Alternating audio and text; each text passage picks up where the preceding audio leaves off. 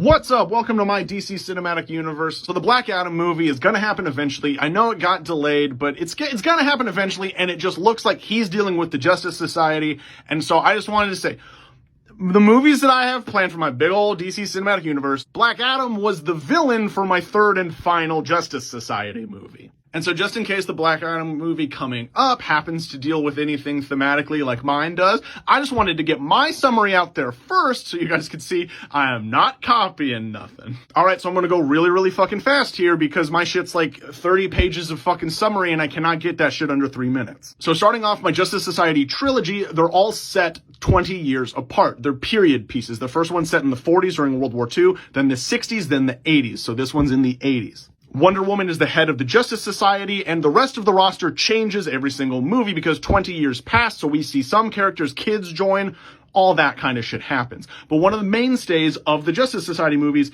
is Captain Marvel. That's right, he's not on the Justice League in my universe. In mine, Billy Batson gets chosen to be Shazam when he's 10 in 1939. He says Shazam turns into adult, then lies about his age and joins the army to fight in World War II. 2,000 years ago, the Egyptian pantheon of gods used their great wizard Shazam to create a champion. They believed that there was a disconnect between the gods of the pantheon and the humans. And so to show their benevolence, they would choose a human champion and imbue him with the power of the gods. They chose a man named Teth Adam and turned him into Black Adam. Adam then served as essentially a servant to the people, like their Superman but on call. He was supposed to be a symbol of the gods' benevolence, to show that they still care even though they were really taking a step back from humanity. And Adam was beloved. He helped the kingdom thrive, but eventually the Pharaoh grew jealous of Adam receiving all the praise. And to remind Adam that he was not a god, simply a man playing as God, the Pharaoh had Adam's family killed.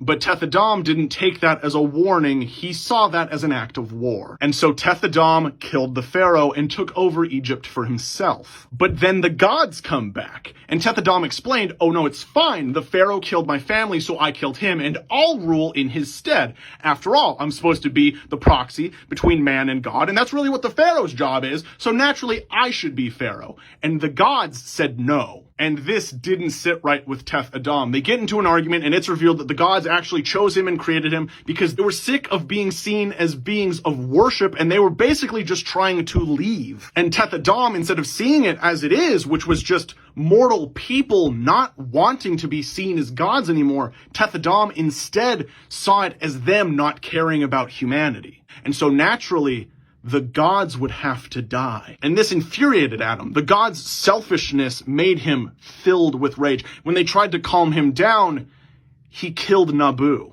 Now, as I've said, Nabu in my universe is one of the endless, so he doesn't actually die. He was just going to regenerate into a new being, but Nabu was scared of that concept. So while the rest of the pantheon leapt on Adam to try and stop him, Nabu had his son, Shazam, take him away to his temple where he channeled his being and his power into the Helm of Fate. And then when Shazam returns to the battlefield, Black Adam, a combination of all of the gods, had killed almost all of them. Shazam shows up just as Adam is killing Qatar Hall. Shazam knows that he stands no chance at stopping Adam, and in my universe, Shazam cannot revoke the power of the champion. Once it is given, it has to be consensually given up. And so Shazam does the only thing he thinks he can. Shazam opens a wormhole through space and banishes Black Adam 2,000 light years away from Earth. And then as an added little tidbit, as Hawkman Qatar Hall is dying in the sand, his vision goes blurry and then he sees Anubis. Anubis approaches him, takes off the jackal helmet, and it's revealed that it's Death of the Endless. Death places her hand on Qatar's shoulder and tells him, your work isn't done, my friend. And that is how the Hawkman reincarnation cycle starts in my DC Cinematic Universe. And now, bam, snap, it's 1980. The Justice Society is huge. They have a fucking Hall of Justice. Everything's going great. There's even fucking tours being given of the place. And then, what comes out of space? It's Black Adam. He flew directly back to Earth for 2,000 years non-fucking stop. And his first question when he gets to Earth, where are the gods? And then my universe is sort of a murder mystery / trying to catch up to him because I have scaled Black Adam way the fuck up. I have made him terrifyingly untouchable. he starts slicing and dicing his way through the Justice Society. He starts off by killing Hawkman again, who recognizes who Adam is. Then he goes to the Rock of Eternity and he kills Shazam, and he sees that Billy is a new champion, and so he tries to kill Billy, but Billy escapes through one of the random doors in the Rock of Eternity and lands in Themyscira to get Wonder Woman's help.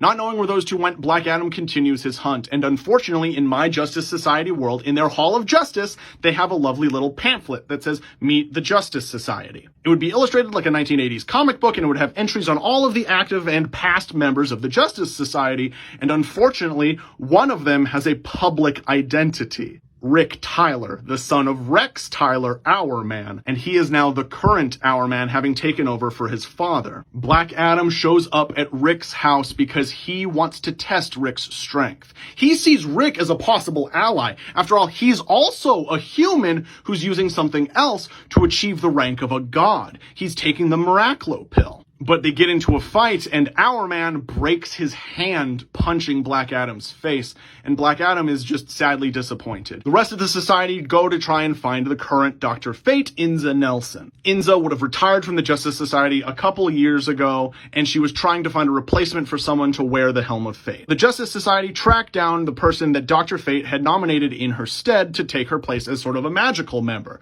Giovanni Zatara. They find Giovanni. Giovanni leads them to the Tower of Fate, and the Justice Society asks Fate, who the hell is Black Adam? And that is when Fate says the whole sequence I said from before. Then we get a cool flashback and we watch it all happen cinematically. And then boom, yada yada, they move into a big old fight. They pull Dr. Fate out of her retirement to go fight Black Adam. The entire Justice Society and all of their surviving kids reunite to fight Black Adam alone. They try to convince him that they actually are on the side of humanity. They want to see humanity thrive and grow, but Black Adam just doesn't believe him. He believes that inherently with power comes corruption, and they will all eventually grow to be corrupt and apathetic just like his gods did. He believes that as a man with the ability to drop the power and bring the power back whenever he wants, then he is the only one with the right mindset to truly lead humanity into the future. But then Billy Batson asks, what about him? He is also a chosen one of the wizard Shazam. He is also the champion. Wouldn't that mean that he also has the right mindset? And if so, if his mind is in the right place, then how come he disagrees with Black Adam? And obviously with the whole this big poked in Black Adam's logic, the man fucking loses it, and we just get a big old awesome fight scene to really cap everything off, where, yeah, I kill most of the Justice Society. A whole bunch of them are already in their 60s, and then a whole bunch of their kids are there too,